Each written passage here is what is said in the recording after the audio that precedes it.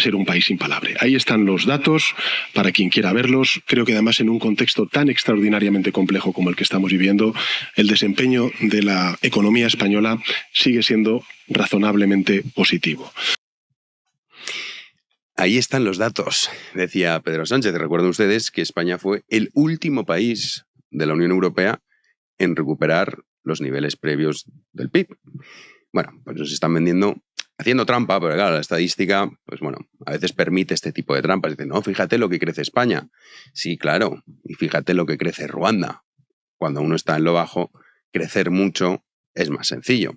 Pero bueno, ya que le gusta a Sánchez los datos, vamos a repasar datos que demuestran si lo que dice Sánchez es verdad o, sorpresivamente, es mentira. Vamos con el primero de ellos, que es la tasa de pobreza. Bueno, pues España es el tercer país de la Unión Europea con mayor número de personas en pobreza. En este caso, hablamos del 26% de los ciudadanos. Hay que tener en cuenta que estos parámetros, porque claro, diremos, oye, ¿es lo mismo un pobre en España que un pobre, yo qué sé, en Ghana? Pues hombre, evidentemente no es lo mismo. Pero con los índices que se utilizan, España ocupa el tercer lugar de toda la Unión Europea, el 26%. Solamente le supera Bulgaria con el 32%, Rumanía con el 34,4%, que es el primer país, Bulgaria el 32% y Grecia el 26,3%. Luego está la cuestión del desempleo. ¿Quién lidera los índices de desempleo de toda Europa? La respuesta es España, en concreto el 12%, seguido de Grecia. ¿Quién lidera la tasa de paro juvenil en España? En Europa, España, que tiene el 28%, seguido también de Grecia.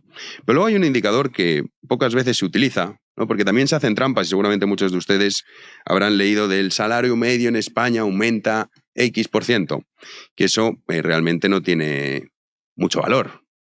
De hecho, al principio del régimen franquista, cuando comenzó esas políticas económicas que las llevaba Girón de Blasco, que estaban inspiradas en esa autarquía, no exactamente propia del fascismo, pero inspiradas en ese fascismo colectivista, etcétera, etcétera, cuentan, una de las anécdotas es que la situación económica en España era terrible, sobre todo en los primeros años, después de la posguerra, principios de los años 50 también, y fue cuando le dijeron, oiga, que es que tenemos un problema, que los ciudadanos no llegan a final de mes y que las tasas de pobreza son elevadísimas.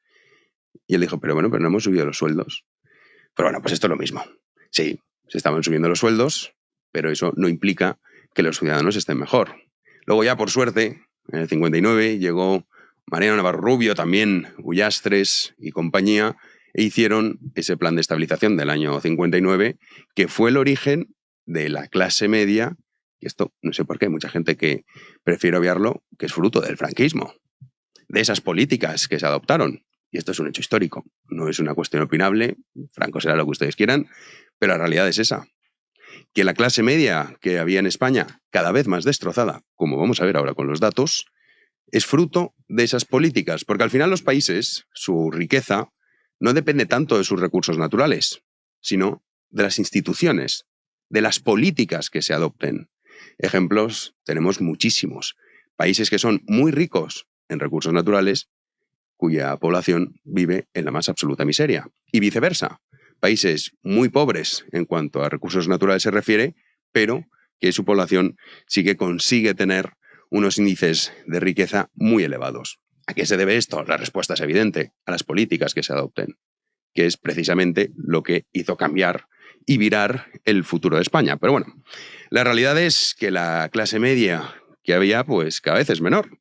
Y cuando nos preguntamos la cuestión del poder adquisitivo, es decir, no tanto cuál es el sueldo medio o cuánto ganas, esto se hace muchas veces también trampa, si ustedes ven cuando dicen, no, es que fíjate, el salario mínimo de Luxemburgo o de Australia es 3 veces el español, tenemos que subirlo más. Sí, bueno, claro, pero también tendrá usted que incluir en esa ecuación cuál es el coste de vida, porque no es lo mismo, evidentemente, vivir en Luxemburgo que vivir en un pueblo de Cáceres.